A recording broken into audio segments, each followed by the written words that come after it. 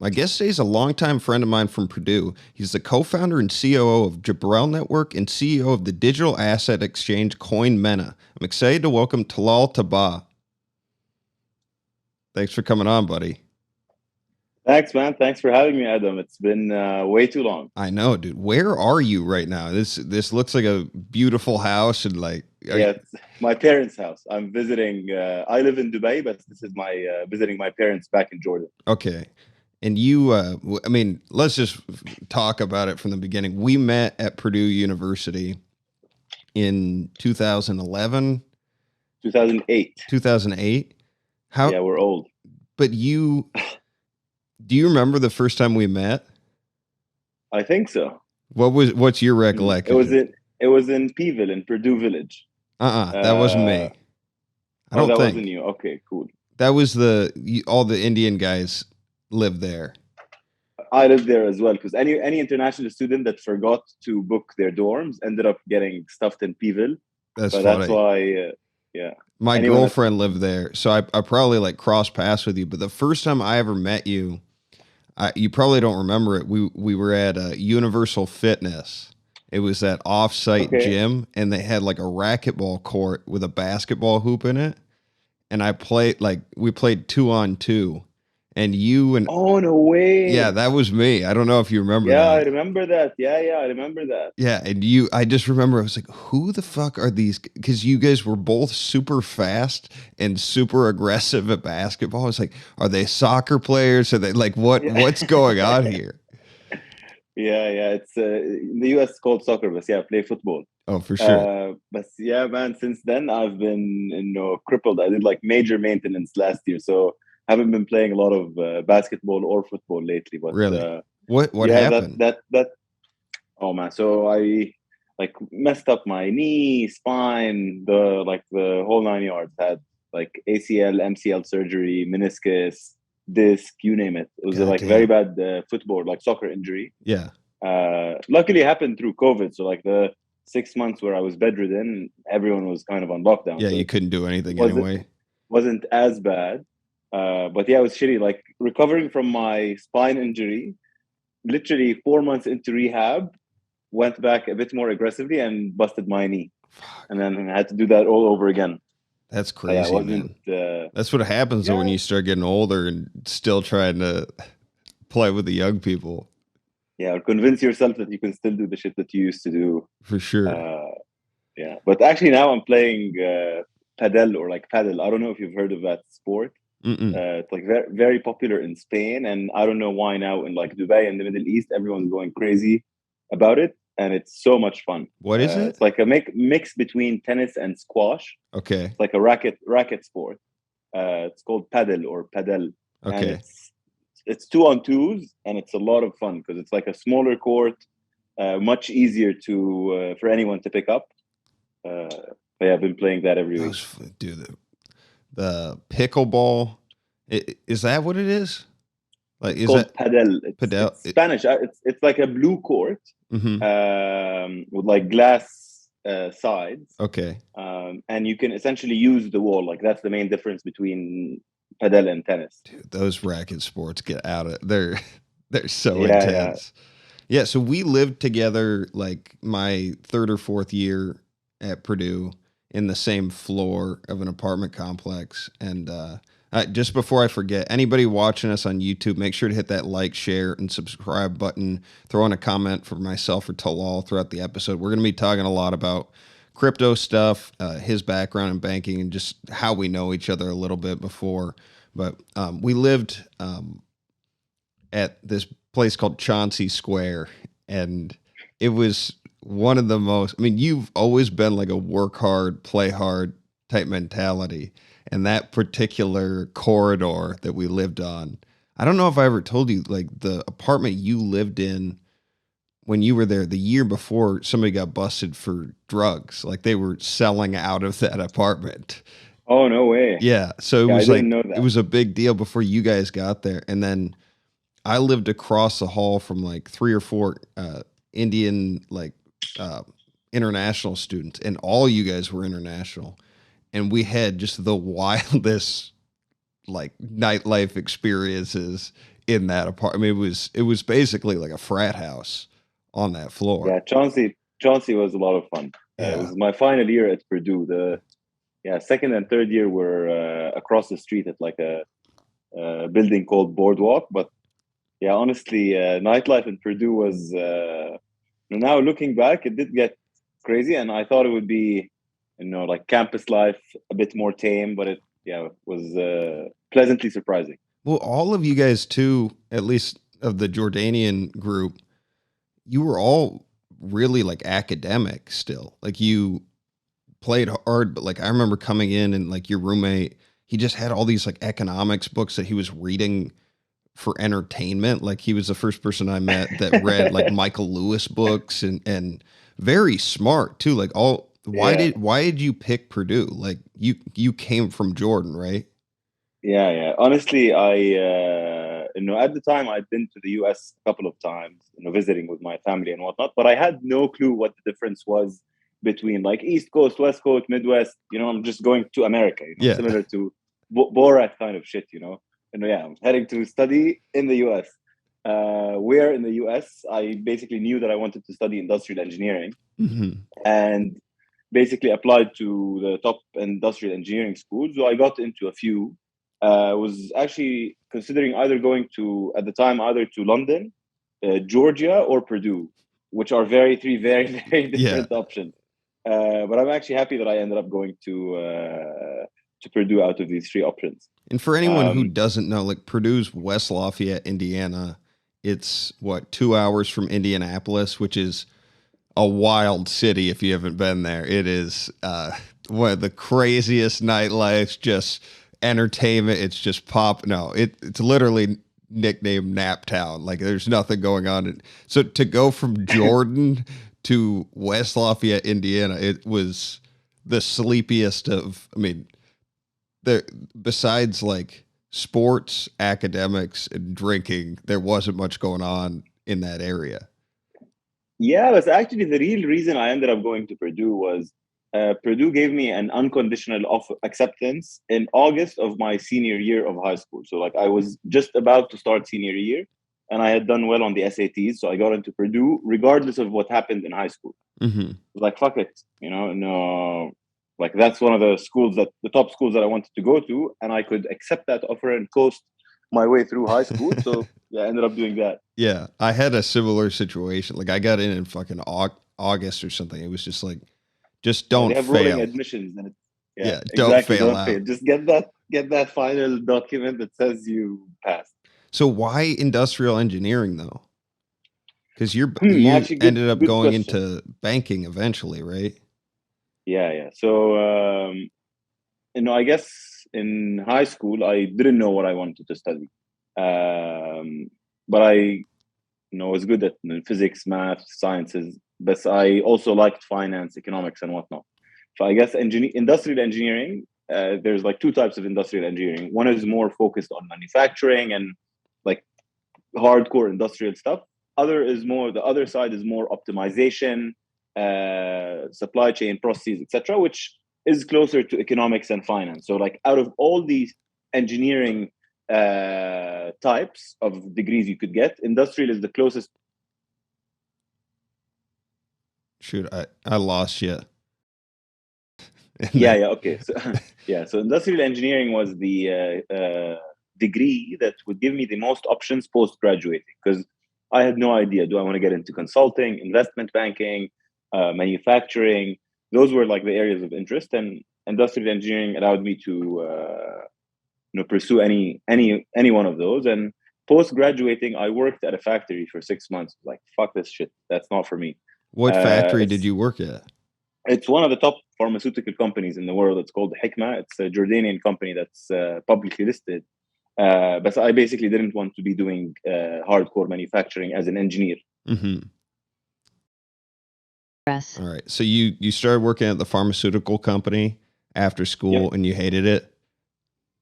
Yeah. So it's pharmaceutical company was actually pretty cool. They were nice to me. Who learned a lot. Who was part of like some cool rotation programs. Just wasn't for me. Like waking up, even in financial services, like 9 to 5 jobs in general isn't something that initially I thought pharmaceuticals industry wasn't for me, and then when I worked in consulting and investments, I realized that those aren't either, which is why I'm happy I'm working in crypto now.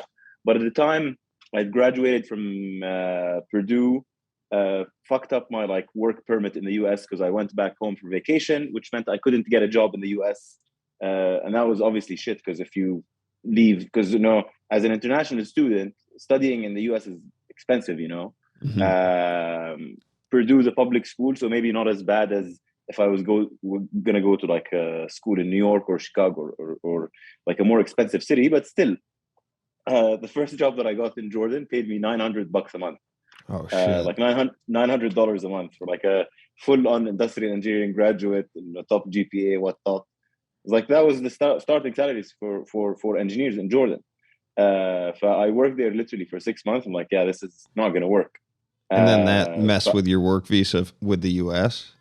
No, so I went to the pharmaceuticals job after I fucked up. So I graduated in May 2012. Mm-hmm. Supposedly, I was gonna go work in the US like in September, but part of because I had a student visa, to extend it, there was like some OPT program or some shit, like operational practical training, where you could extend your visa and work in the US as an international, without the company paying a lot for your visa sponsorship or.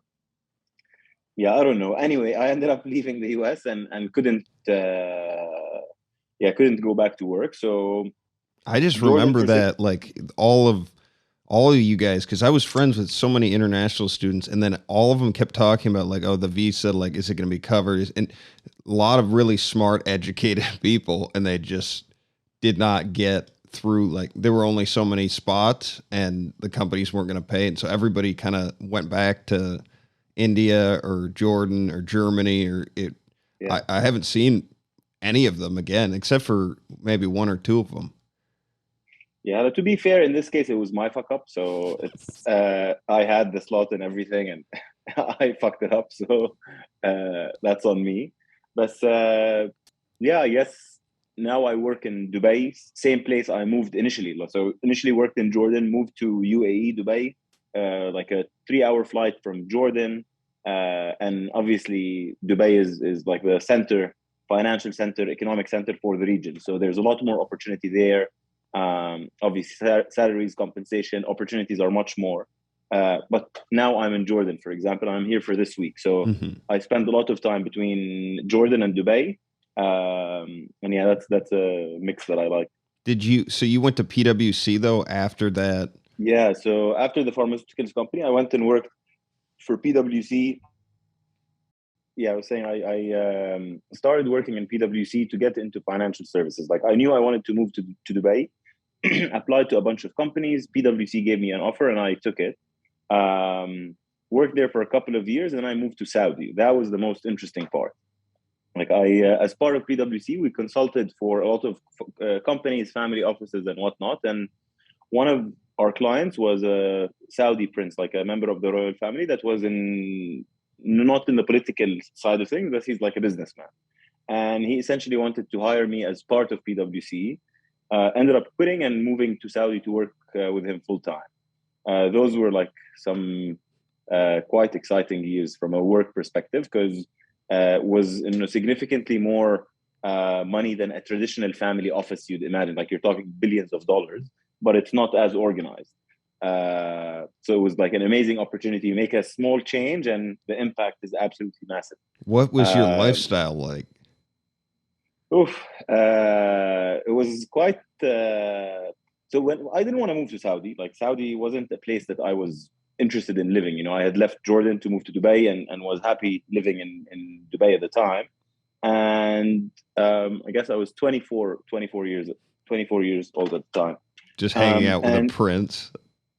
Voila, I worked with him as part of PwC. But then when he gave me an offer, or when he said that he wanted to hire me, I'm like, yeah, I'm not interested to move to Saudi. And then I basically agreed on a deal where I'd be able to fly back to Dubai every weekend. So it's like a 1-hour flight. I'd work in Saudi from Sunday to Thursday, and then Thursday night, go to Dubai, come back Sunday morning. What about, I don't know anything about Saudi. Like, what is it like there? Yeah, so now it's changed a lot. Like this was 2015, 16 when Saudi wasn't, let's say, socially liberated, which is the case after the new ruler came in and made lots of social reform. Like, I think politically everyone is crap. Like that. I don't have an opinion on politics because I think all of it's crap. But at least internally, there's been a lot of changes. Like when I used to live in Saudi, it was significantly more conservative. Stuff like there's like 5 times a day when there's prayer time, and the shops have to close at the time. Like, gotcha. Not praying, the cashier is not praying. Like, let me buy my food. But yeah, so that's something that they changed. Now they no longer close during prayer time.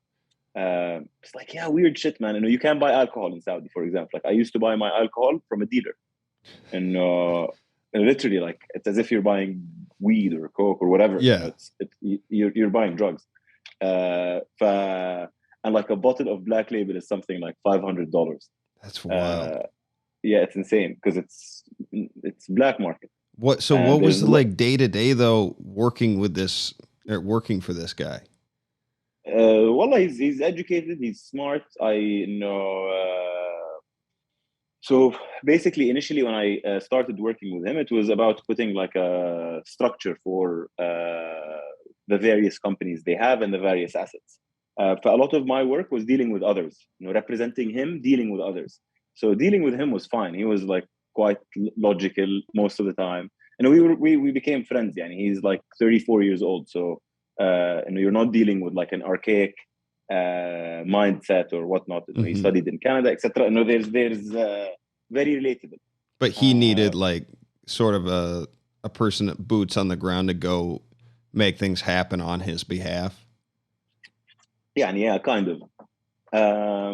Someone that he could trust to, because there was no way for him to possibly manage everything. It's a lot of business, it's a lot of money. And yeah, I guess day to day involved coordinating with all the companies that they owned, figuring out what to sell, what to buy. Yeah, it was exciting, and I got him into crypto. That's kind of my initial foray into crypto as well. Like on a serious note, at least, with serious money. So yeah, day to day was crazy. In Saudi, he used to wake up quite late. Yeah, we'd start work at like 3 p.m., which is quite unusual. But when I first moved to Saudi, there was not even a company there was no holding company at the time. So I moved there without even signing a contract. It was quite informal to start. Were you? Yeah. Were you like living with him too? Were you in like a palace or something? No. I actually. So he used to live in Riyadh, the capital. I used to live in their guest house in Jeddah, which is like a city on the west of Saudi. It was on the beach. It was really nice. Yeah. It was for 24-year-old. This sounds terrible, dude. I can't imagine being on the beach. I also totaled them like an SL55 AMG that I was supposedly given for transportation, and fucking totaled that. God damn. Wasn't great. But no, honestly, it was very interesting 3 years, I'd say, because Saudi is, from an economic standpoint, there's so much opportunity because services, products, etc. There's a lot of demand for them that's underserved. Yeah, with the lack of infrastructure, like just development. 100%. Yeah. So this is one thing I really wanted to ask about. So you're working for this guy, and you get interested in crypto, like So I've known about crypto since Purdue.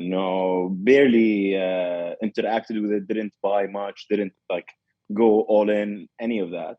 And then, what was your first introduction to it, though? Like, when did you first hear about it, and how? In what manner? In what capacity? Actually, I heard about it first in Purdue in like 2012, I think.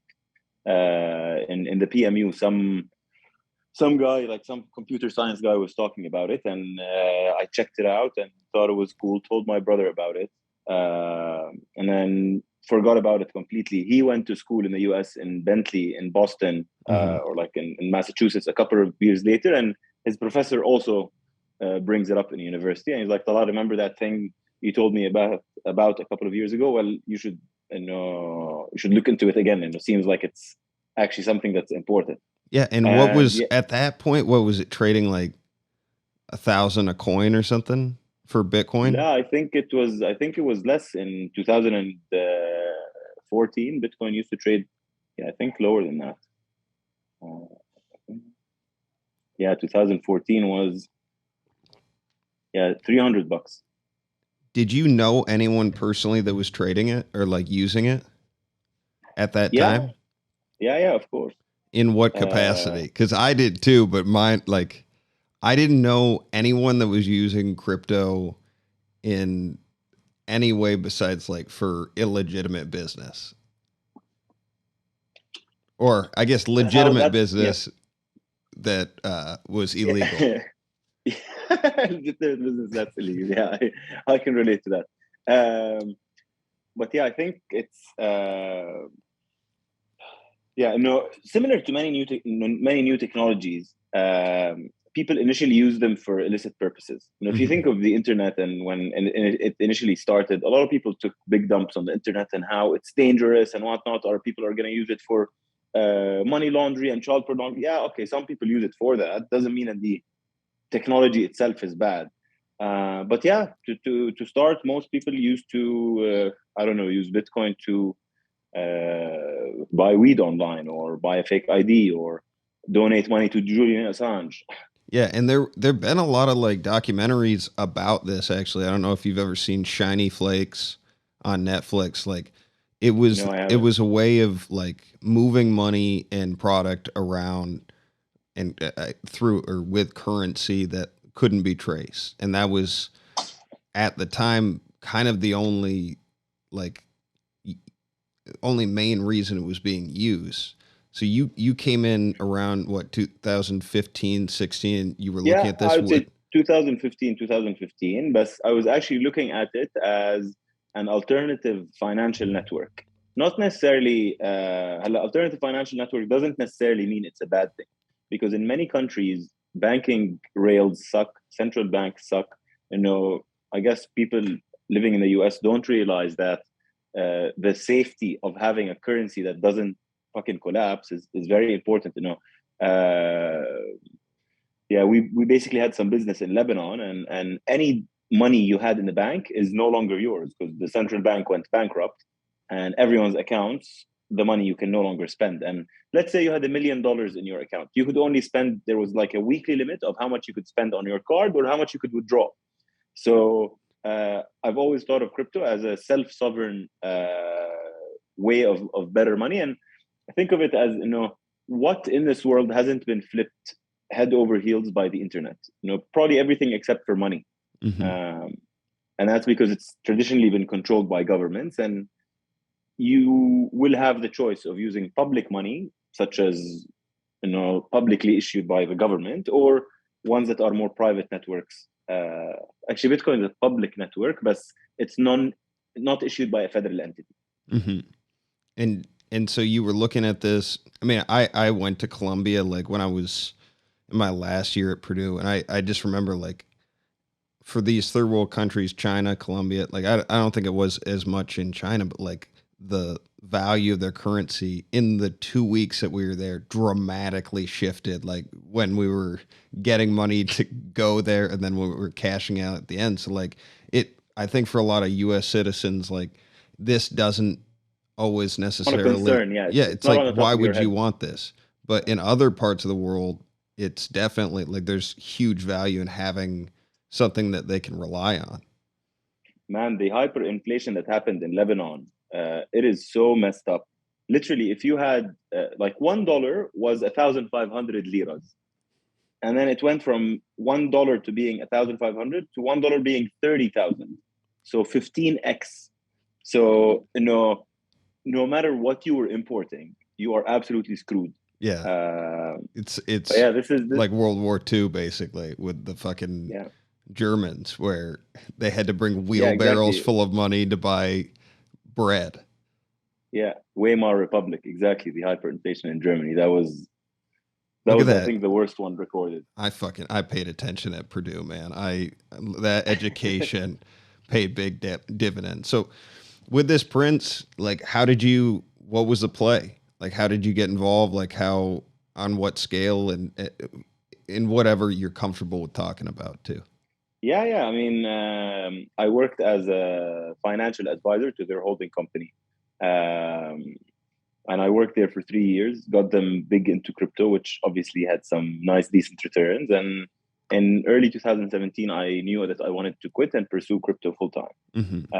That's when I left Saudi and moved to Switzerland, to Zug, to like a small village. But when next you to hit, Zurich. like, what was the play? Like, because you bought in and sold, like yeah, there was multiple things. Like the play was always make more money. Yeah, of The course. goal for working for the guy is make money. That's the, and it wasn't save cost. It wasn't optimized process. Like no one gives a shit about cost. You know, the goal is make more money so you can spend more money, not save up on. That's the mentality. So how did you do that with the markets for crypto at the time? Because they were not as developed as they are now. Yeah, but the long so we did what all rich people do, and we went to Switzerland to buy it because we initially tried to buy decent amounts in the Middle East in 2015-16. It wasn't very possible. So basically bought it from a regulated Swiss entity, and that's how I ended up also moving to Switzerland myself, because there's a small village next to, like, small town next to Zurich called Zug. They also call it Crypto Valley because, you know, a lot of the crypto businesses are there, and it was one of the first places on earth to fully regulate it. But yeah, we basically executed the trades there, and yeah, it paid off handsomely. For what, I mean, was there like one big day where it like hit big for you and you sold, and like I just... No, actually, I follow a very systematic process for Bitcoin. You know, even personally, I've been buying every Thursday for the past maybe 7 years. Okay. Like, just, you know, dollar cost average, so that I average my purchases over time. And we followed a similar process with the Prince's investment, where we bought over time and we sold over time. Okay, so it wasn't like one big day and you're like moonwalking in the apartment and you guys are all drinking. It was extremely boring, very systematic engineering approach to it. What was it like in Zug though? Like what is Crypto Valley like? Oh man, it's boring as hell. Yeah, I looked pictures at it before this. I was like, what does he do for fun there? I used to travel for fun. Yeah, get out of there. I wouldn't have fun there. Yeah. I was used to travel a lot at the time, because basically the company that we had founded in Switzerland, we conducted like an ICO. We did an initial coin offering, and part of that was fundraising and a roadshow that involved quite a bit of travel. When I was in Zug, I wasn't fully in Zug. I had like a shoebox apartment over there, so tried to avoid spending time there. And yeah, for 2-3 years, I traveled mostly, barely spent any time. So you were there purely because of the banking, like the infrastructure that supports infrastructure, legal, tax. Yeah, it's also great for tax. So ridiculous, man. So you did that. You ended up splitting off from the royal family, and what are you, 27 at the time or 28? Yeah, 28 probably at the time. And what did you get into? Like, I listened to a couple of interviews with you ahead of time, but like I might have to break down a couple of these things because I don't know how many people listening really know crypto, or I don't even really. So I'm interested in learning more. Yeah, so no one knows crypto fully because it's something that evolves every day. So no one is an expert at it yet. But yeah, I guess when I first started in 2017, I quit working for the Prince and wanted to start my own thing. So that's when I connected with two partners, Yazan and Victor. Yazan is American, Victor is Russian, and I'm Arab. It was quite the mix. The Neapolitan mix, yeah. Yeah, Russian, Arab, American, starting a crypto company in Switzerland. But yeah, anyway, we basically had an idea of using crypto technology to improve processes in finance and banking and whatnot. And we did that. We started that company, and basically my partner Yazan is now handling that. Last year, I quit that company, Jibrel, to become CEO of CoinMENA, and Yazan and I kind of split our roles there. But the company in Switzerland basically builds software products. Okay. And that's using blockchain?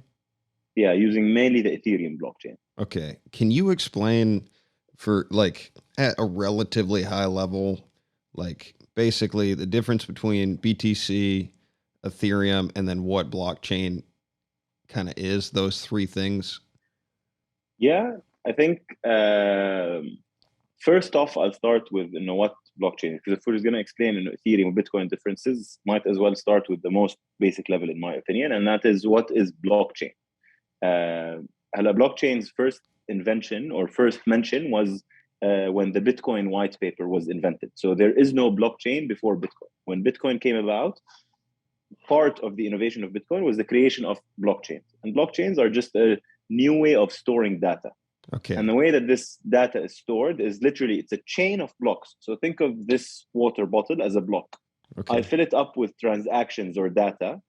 And then once it's filled, I move to the next block. A new block comes in. I fill it up with transactions and data. Once it's filled, we go to the next one. So it's quite literally a chain of blocks. Each block has a bunch of transactions. And what are these transactions? This is Talal sending Adam 1 Bitcoin, for example. That will be placed in one of the blocks on the Bitcoin blockchain. Mm-hmm. And I guess one of the most important things is that this blockchain or the records of transactions they're not in a central entity. They're distributed across everyone in the network.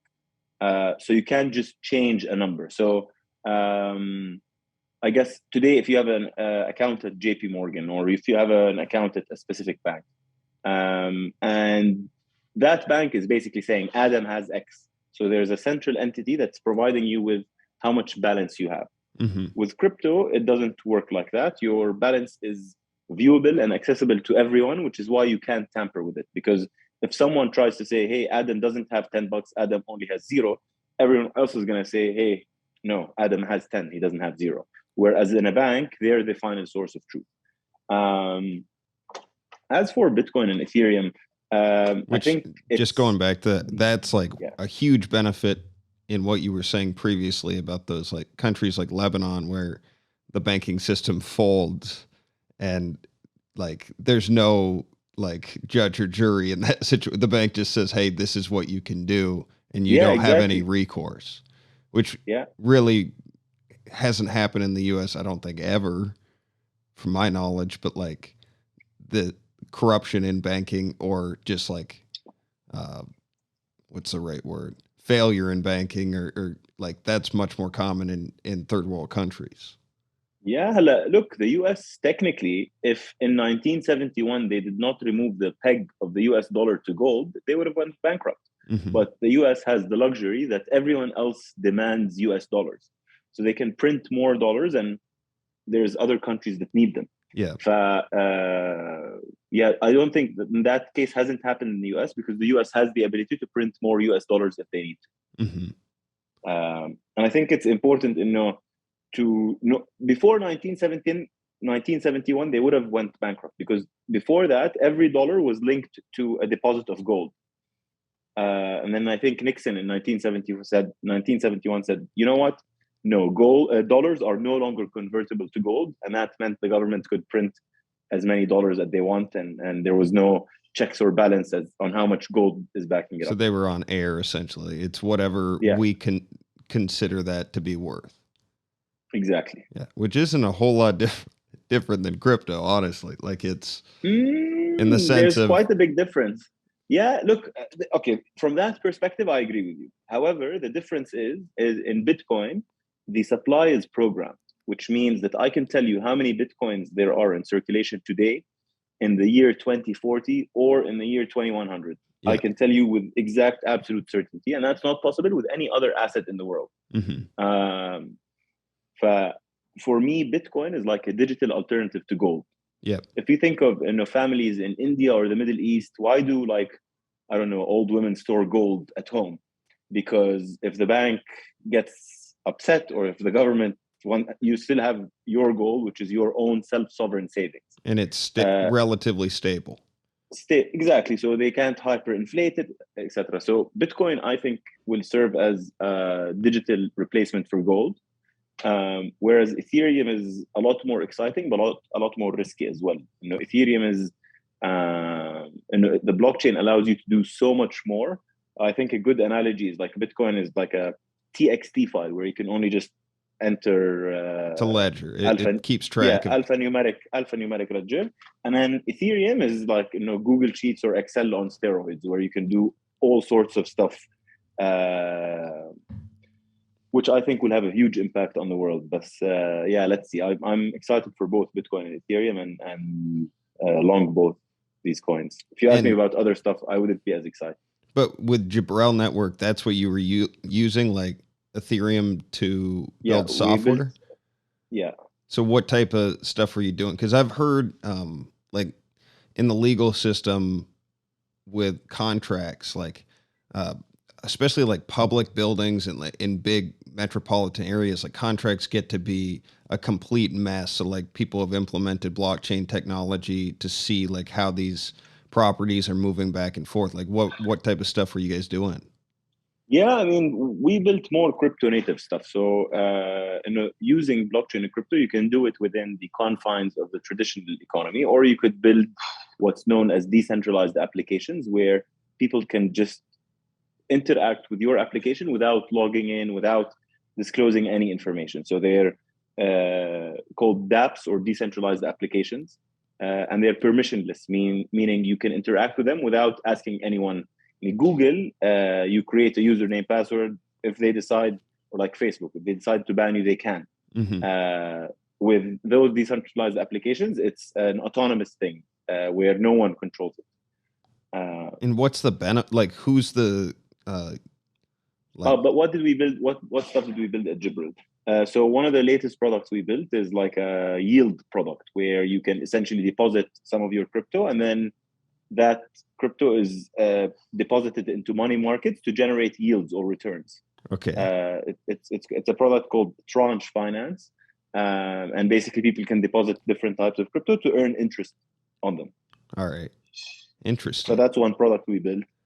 We built another product that was like a blockchain explorer, which means that you use Google to search the internet.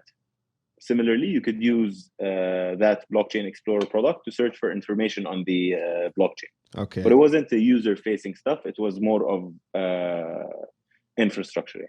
So it's application specific for this technology. Yep. Interesting. And then CoinMENA, that's what you're working on now. Like what is that? Yeah, so CoinMENA is it's exciting as hell, but it's hectic as well, because it's a B2C exchange like Coinbase. I don't know if you're familiar with Coinbase in the US, but essentially you can deposit local currency and buy or sell crypto. So it's a crypto exchange. But we operate in the GCC, like Saudi, UAE, Kuwait, Oman, Bahrain, which is a very unique area when it comes to crypto, because you have very high disposable income and very shitty banking services. So, crypto is destined to succeed in that region, in my opinion. Yeah. And what are you guys doing, like, for... What is the company? Like, is it, or why? It's a crypto exchange. You can, okay, so why, the ultimate goal of CoinMENA is to provide the region with better financial services. We think that crypto is a better way of providing financial services, whether it's payments, loans, all financial services, or the future of financial services will be built on crypto rails. Okay. Whether it's remittances, etc. So we're starting off with what the market wants today, which is crypto exchange, like buy Bitcoin, sell Ethereum. But slowly but surely, we'll start adding more financial products. So we're like issuing a card where you can start spending your crypto. That's the type of stuff we're working. And what is that? Can you just like a debit card? Yeah, it's debit card to spend your crypto. So people always say, like, how can I spend my Bitcoin? Like, yeah, if you have the CoinMENA app, you can link it to your card and you can start spending it. Okay. And why is that necessary when Coinbase already exists? Is it not available? Coinbase isn't regulated in the Middle East, so they don't operate. Like, if you're a resident of Dubai, you can't sign up on Coinbase. Gotcha. Because UK, Europe, Coinbase is licensed, but Middle East not yet. Why? So why is CoinMENA the exception to that? we're not. There's a couple of others that are regulated, but the process is a pain. And there's, I think, 200 applications. Only 3 exchanges got licensed. Shit. So we've Okay. been banging our head at it for a while. So this is like basically like legalized cannabis, where it's like starting out where people only a couple people have the licenses. Yeah, and slowly but surely, as the regulator becomes more capable and whatnot, they'll issue more licenses. Yeah, I think that's a fair comparison. Yeah. All right. Well, dude, all of that's insane and great. Like I'm not surprised, having met you in college, that you went on this entrepreneurial path. And like, I've had a couple people, business oriented people, come on talking about crypto, and I think this was super helpful. I do had just like, I wanted to get your feedback for like advice for anybody listening or watching. Just, did you freeze on me? You still there? So for anybody listening, like, I just had some general information stuff about crypto I wanted to ask you. Like, how, in your opinion or recommendation, roughly, like, I'm not asking you like tell people what to do, but like, how should the average retail investor or just like average consumer be thinking about using crypto or like getting into it at the time? Yeah. So first of all, you shouldn't think of it as a get rich quick scheme, because it's not going to work that way. Anything that is too good to be true is probably not true.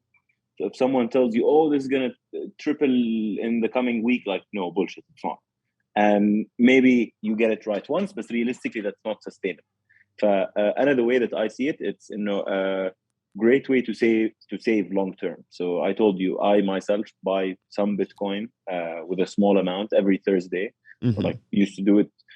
Yeah, you could choose any time frame, and the way that I think of it is, when we were at Purdue, no one in the world used Bitcoin for anything. Mm-hmm. In 2017, maybe 1% of the world did. 2020, 2%. Now in 2022, we're about 4 or 5% of the world. So if you were going to make a bet in the coming 20 years, are people going to use crypto more or less? I think the answer would be extremely clear, that as newer generations start controlling more money, because who controls money today? It's people between the age of 50 and 70. Yeah. Literally, it's actually males between the age of 50 and 70. And they don't like crypto. But as that money starts flowing to younger generations, like, the way that I think of it is similar to when I used to work for the prince. When his dad had money, or when his dad was managing it, they had allocation to gold. But when he started managing the investments, like, gold, why would I be owning gold when I could buy Bitcoin? Yeah. That's a mentality shift that we'll see when there's generational wealth transfer. And I think the best way to do it is just allocate a small amount for investment. It depends if you invest in stocks or not. If you save, it's very different. Very hard to give very general advice on investing, but in my opinion, not having crypto is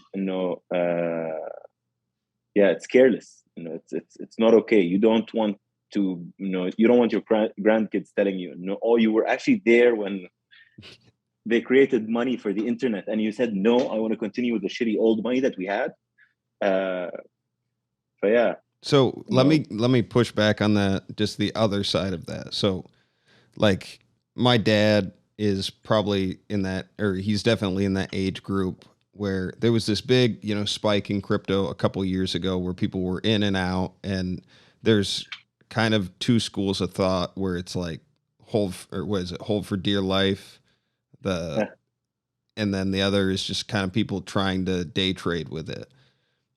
For someone that's like looking at crypto as purely like a bubble or a temporary thing, a fad in investing, what's the counter argument to that for like the long-term benefit of it?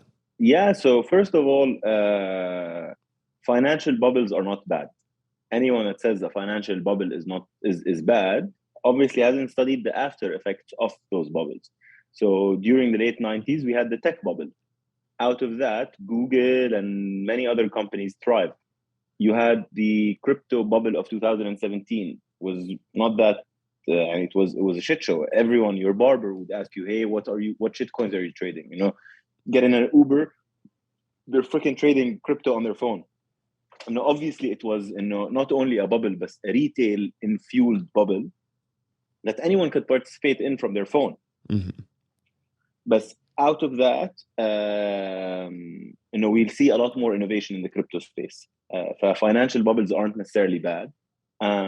If you're day trading using your fingers, you're realistically going to lose money. Yeah. Because you're trading against advanced algorithms. So you're not going to make it if you're pressing orders using You're not going to be a fingers. Computer at how quickly if you can click.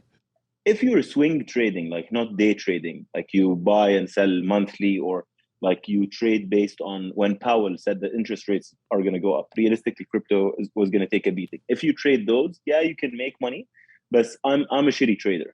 I think I'm a good investor, shitty trader. So I rarely trade. I have a long-term bet on Bitcoin. And I actually think that conservatively in the coming 10 years, we should see Bitcoin at $600,000. So I don't give a crap if I buy it at 20, 30, 40, 50K. For me, it's the same because I see it as something that can be significantly more valuable 10 years down the line. What is that based off of? Just the potential growth that you're seeing, the 1, 2, 4%, or? Yeah. So what in this world was analog and didn't become digital? Like I can name only a few things, one of which is gold. So usually when something becomes digital, it becomes more valuable. If you compare the value of taxis versus Uber, if you compare the value of retail shops versus Amazon, if you compare hotels and Airbnb, digital is always more valuable because investors place a higher future multiple on it. Mm-hmm. Or like growth, multiple reasons. Digital has proven to be better than analog in most walks of life. I wouldn't say all of them, but most. Yeah, I think gold's market cap is something like $10 trillion. For Bitcoin to match the market cap of gold, it would need to trade at $600,000. Gotcha. So you're thinking that it at least should be on par with what gold is. Yeah, gold. The investors would tell me I'm crazy because gold has been around for 5,000 years, but books were around for I don't know how many years, and now everyone's on their freaking Audible and Kindle. And anyone that used to say, yeah, I'll never read from a screen, I need my book. Sure, I still read books sometimes, but the reality is it's taken quite a substantial shape. And I guess like the only other side of that is that there is like a raw like material associated. Gold itself is that raw material. So yes, but gold's raw material is less than 5% of its value. If you were to take only like the jewelry and whatnot, it's bullshit compared to gold's. The real gold is sitting in central banks doing absolutely nothing. Yeah, it's so fucking wild, man. All right, and I think I had. Oh yeah, just my last question, and I appreciate you coming on, man. This has been fun. No, man, it's great catching up. Yeah. Where are you, by the way? I didn't ask you. I'm in Washington now, so I live. Okay. I'll tell you after we're done recording just what I've been doing work wise, but yeah, I've been following you, man. It's really cool. Yeah, man. It's I'm in the Seattle area and seeing a couple of the guys from school, but when they come through, but. Last question would just be like, if somebody wants to learn more about investing in crypto, or just like, where's a good place to start if they want to, become educated on it? Yeah. I mean, depends if you like to watch videos or read. If you like to watch videos, I'd suggest, depends on how advanced you also want. I think the Bitcoin Standard as a book is an excellent book for everyone. It's written in a very simple and clean, understandable way. The Bitcoin Standard is a very good one. Andreessen Horowitz Crypto School, so one of the top investors in the Bay Area. If you put A16Z Crypto School, there's like a 16 video lectures that are pretty awesome. But yeah, those would be my top choices. And then obviously my favorite is a guy called Andreas Antonopoulos. Okay, so I was saying one of my favorite people about talking about Bitcoin is Professor Andreas Antonopoulos. He's a bit too technical, but depends again, if crypto is going to become like the internet, there is no way for you to get all of it. You want to figure out how it can improve your life, because the reality is the internet touches everyone's lives in across so many angles. No one works in the industry space. Today I work in crypto. That's not going to be the case 10, 20 years down the line, because maybe in the 90s people would say, yeah, I'm working in an internet company. But now if you're working in like a non-internet company, like what the hell are you doing? Every company is internet enabled, and soon enough I think crypto will see the same. Yeah, I feel like just the word currency has been like the biggest drawback with crypto. Because it's not a currency. Yeah. That's why I never say cryptocurrency, because in my opinion it's like a crypto asset, or like it's a new product that shouldn't crypto be is the tech, and then whatever follows it. Yeah, that makes sense. Well, dude, thank you for coming on. For anyone that's interested in just like following you or your company or what you've been doing, where can they find you on like social media? Yeah, I'm Twitter or LinkedIn probably are the two that I'm have accounts on. Instagram as well, but Instagram it's more personal, as much. All right. Yeah, I guess those three would be it. And what's your Twitter? Twitter is Tabbaa4, so TABBAA4. Cool, man.